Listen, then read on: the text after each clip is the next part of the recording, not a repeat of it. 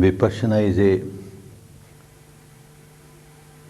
science of mind and matter, how the mind is influencing the body, and in return how body is influencing the mind.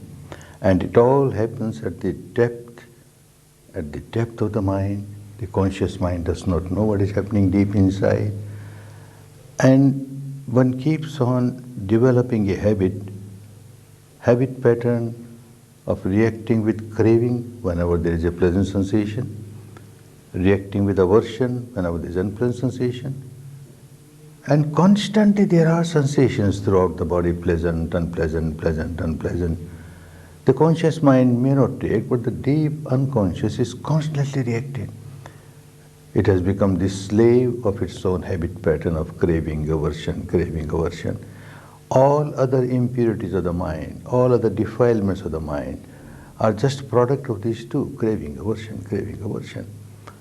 And whenever one generates craving or aversion, one loses the peace of the mind, the harmony of the mind, the balance of the mind. One becomes a miserable person. Without knowing that I am harming myself, one keeps on harming oneself. There are other techniques, we are not here to condemn them.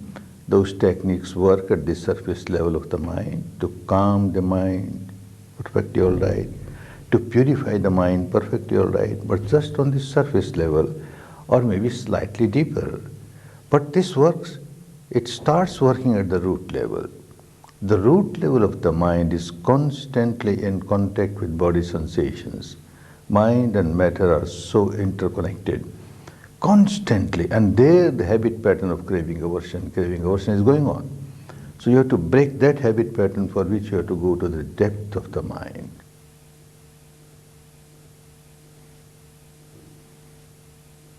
You have to make a part of the mind very sharp. So you join a 10-day course, and 3 days continuously you have to work observing the breath as it comes in, as it goes out. Natural breath.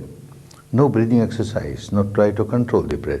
Natural breath as it comes in, as it goes out, keeping your attention on a small area below the nostrils, above the upper lip.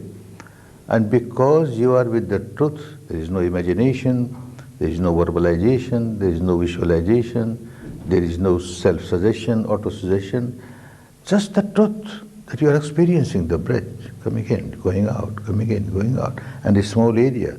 Continuously are working for 3 days. This makes the mind very sharp, very sensitive. And at the end of 3 days, one finds that you start feeling subtler realities. Besides the breath, there are so many other realities. You feel sensations in this area, different kinds of sensations, which normally you don't feel. Your mind, conscious mind, feels only very solidified, intensified, intense, gross, unpleasant sensation like pain, pressure. That is easy, people feel it. But there are so many other sensations throughout the body, all the time. Some of them are so subtle, just oscillation, very subtle oscillation. So mind must be trained to feel all kinds of sensations. And then from the 4th day onwards, you feel those sensations throughout the body. So you are developing your faculty to enable you to feel all types of sensations in the body. And another part of Vipassana is, when you are aware of sensations, you change the habit pattern, don't react. Whether pleasant sensation, unpleasant sensation, just observe objectively. Whatever is happening, keep on understanding, this is not eternal. Whatever sensation arises, it does not stay forever. Very unpleasant sensation has arisen. Gross sensation. It arises, seems to stay for some time, but ultimately passes away. Sooner or later passes away. And when it turns into very subtle sensations, then it is mere vibration, arising, passing, with great rapidity. So the same characteristic makes no difference. When you understand that whatever is happening within the framework of the body is constantly changing, that means the entire physical structure, the entire mental structure constantly changing, something which is constantly changing, what is the sense to react with craving towards it or react with aversion towards it? You understand? with the wisdom of your experience. This is not just an intellectual understanding, now you are experiencing it. So the habit pattern starts changing from the root level. To change the habit pattern at the surface level of the mind, very easy, there are many techniques, people work on that, it gives result.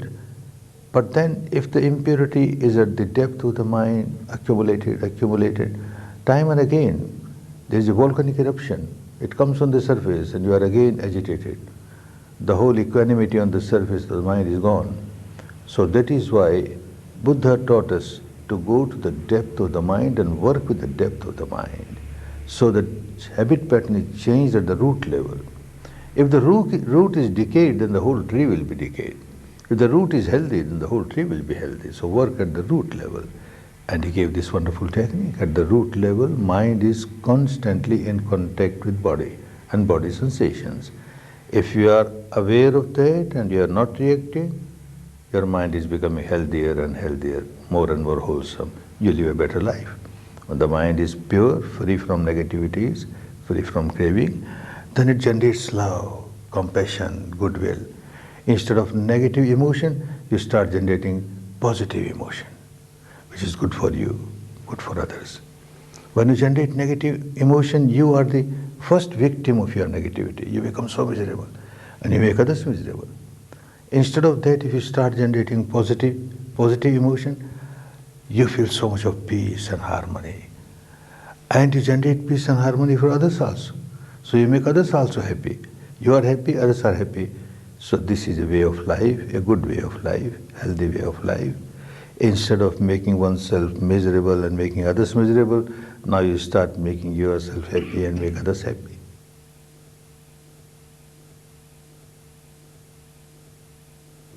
This is acceptable by everyone because it is not connected with any religion. There is no dogma, no blind belief, no cult, science of mind and matter. And you accept only when you experience something. Don't accept because the teacher says so or because the Buddha said so, nothing doing. You experience, you find it is good for you, then only accept it. And not only accept, then you live that life. Live a happy life. Blind faith is not involved and it is so non-sectarian. Anybody can practice. You observe your breath. Now what label you give to the breath?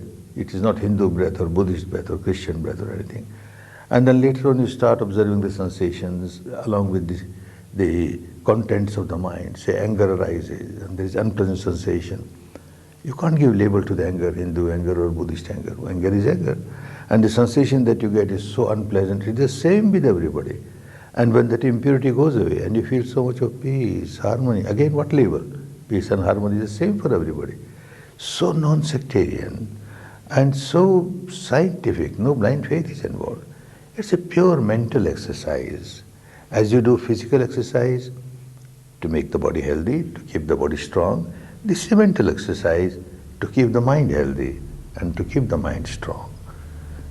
Good for everyone. That is why people of every religion, every tradition are participating in 10-day Vipassana courses.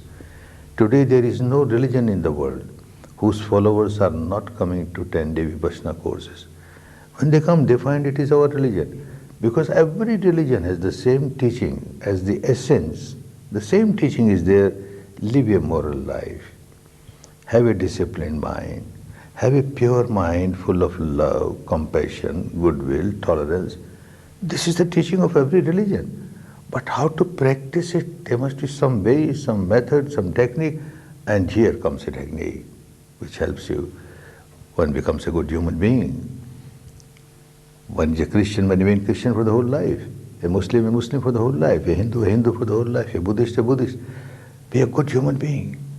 Unless you are a good human being, how can you be a good Christian or good Muslim or good Buddhist? So the main purpose of this technique is to make people good human being. Peace within. When there is peace within, there will be peace outside. Then only there will be real peace in the world. If the individual is all the time agitated, all the time full of negativity, where is peace? After all, the society is made of individuals. And individuals are so very much unhappy and miserable. And we talk of world peace, world peace. What world peace? There can't be world peace. individuals. Of course, it may take time, but once it starts, people will start understanding that there is a way by which, practicing which, we can live a better life. And people start coming. This is what is happening.